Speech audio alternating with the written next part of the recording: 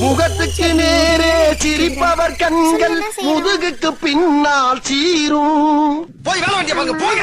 உனக்கு படிக்கிற வேலைலாம் எதுவும் இல்லையா? ஃபோனில் என்ன உனக்கு வேலை? ஃபோனில் என்ன பண்ண?